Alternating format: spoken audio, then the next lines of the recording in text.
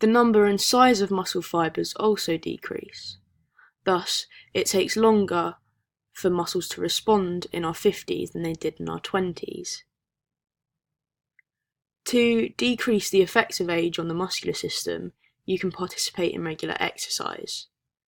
This should strengthen both muscles used for movement and the myocardium in the heart. Furthermore, this will increase the efficiency of those muscles and the heart. An increase in protein intake should also help strengthen the muscles, especially alongside regular exercise.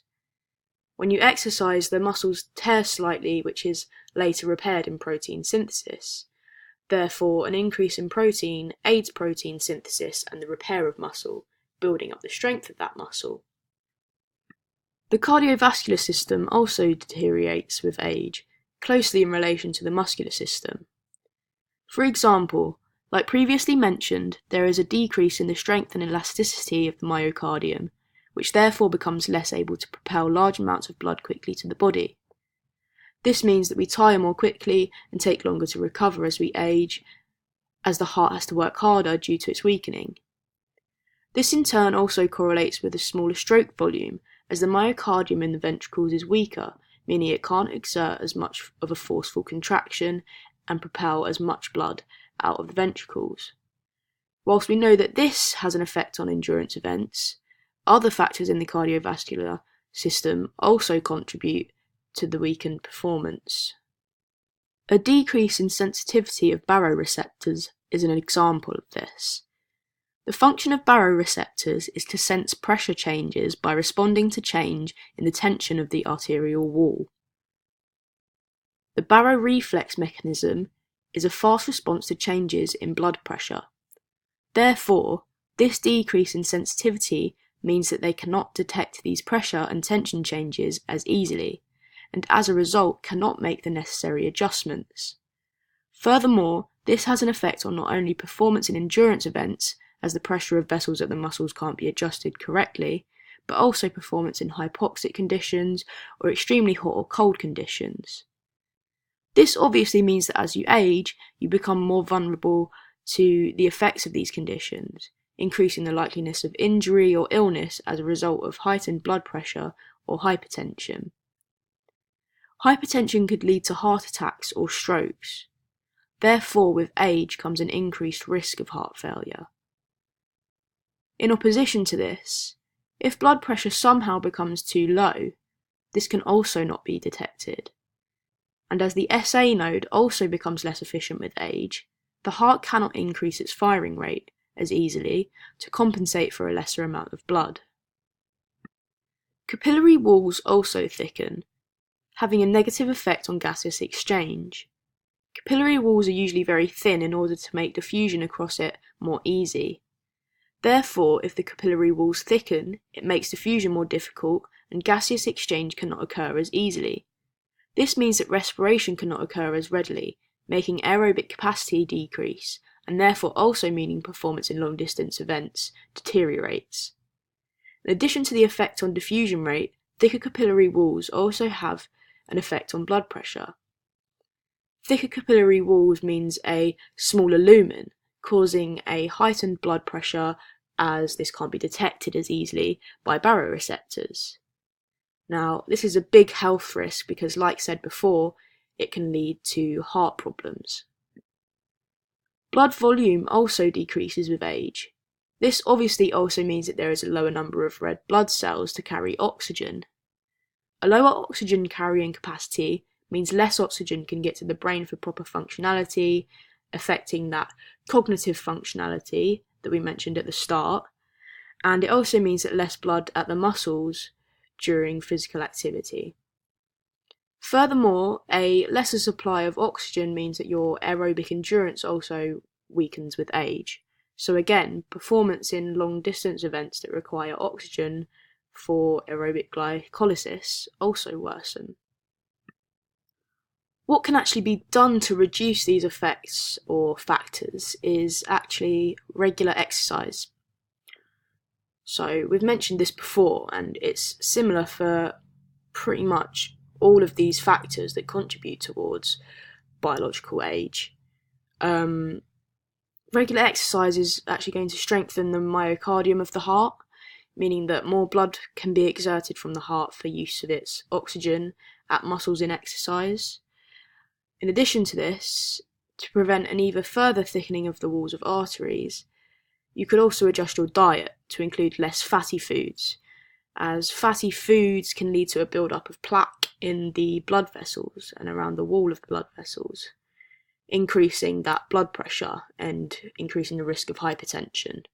So a decrease in fat decreases the likeliness of this build-up. Age also has an effect on the respiratory system. So the lungs fully mature at 25, and after that they begin to weaken. The elasticity of the lungs walls and the muscles in the walls decreases, meaning there is a decrease in their strength also. Just like the other muscles in your body grow weaker with age, your respiratory muscles do the same. This not only means that inhalation and exhalation is more difficult, but your defensive mechanisms also deteriorate. So Goodwin states that respiratory muscle strength decreases with age and can impair effective cough, which is important for airway clearance. Therefore, if we relate this to the decrease in blood volume and white blood cells that we said earlier, there's an increased risk of illness as we age as a result of both that lesser blood volume and these weaker respiratory muscles, because you can't get rid of whatever's in your throat and you can't cough. The weaker respiratory muscles also mean that the force of contraction of those muscles is lesser, so less air is inhaled and exhaled per breath in exercise. So less oxygen is inhaled for respiration and use at working muscles in exercise. Moreover, you have a smaller tidal volume and vital capacity with age. Your VO2 max declines by approximately 10% each decade beyond that point of 25 or 30, that age of 25 or 30. In addition to the effect on respiratory muscles, another effect is actually on the alveoli. The shape of alveoli begins to change, meaning that there is a smaller surface area for diffusion and therefore gaseous exchange. This means that less oxygen can diffuse across from the alveoli to the surrounding blood vessels, which eventually reach the working muscles. As a result of this, the rate of gaseous exchange decreases, worsening the efficiency of the usage of oxygen by those muscles, decreasing aerobic capacity and weakening performance of those in long distance events such as the 10,000 metre or 20,000 metre.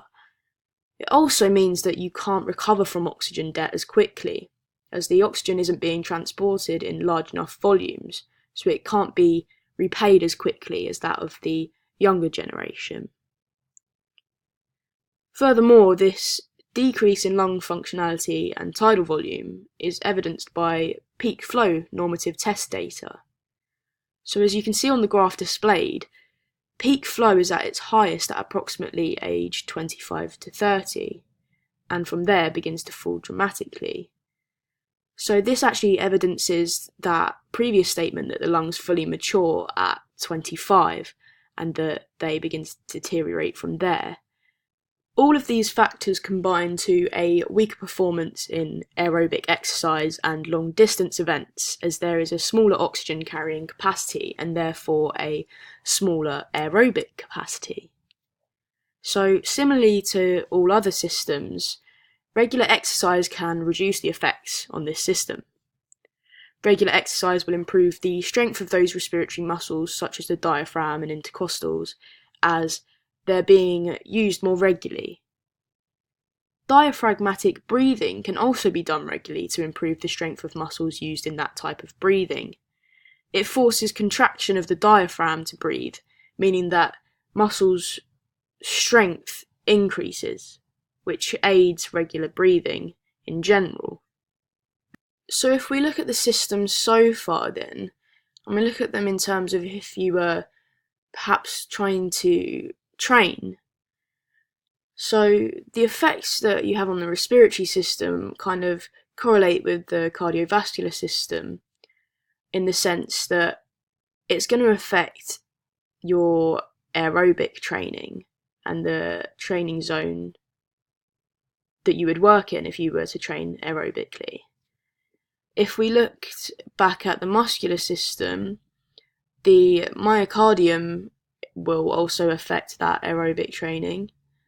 But the effects of the muscular system will also affect anaerobic training because they don't have as much power and strength anymore, so they can't exert as much power and work anaerobically as easily. Perhaps flexibility training could also be affected by the muscular system as well, because there's less mobility there and less stretch and leeway at the tendons and muscles. That's obviously also evidenced and similar to the skeletal system because there is less mobility and flexibility and range of movement at the joints. So finally, if we move on to the last factor then, that's including metabolism, thermoregulation and body composition.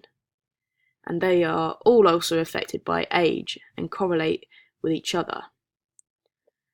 So for example, with age your fat percentage increases, particularly around the abdominal area.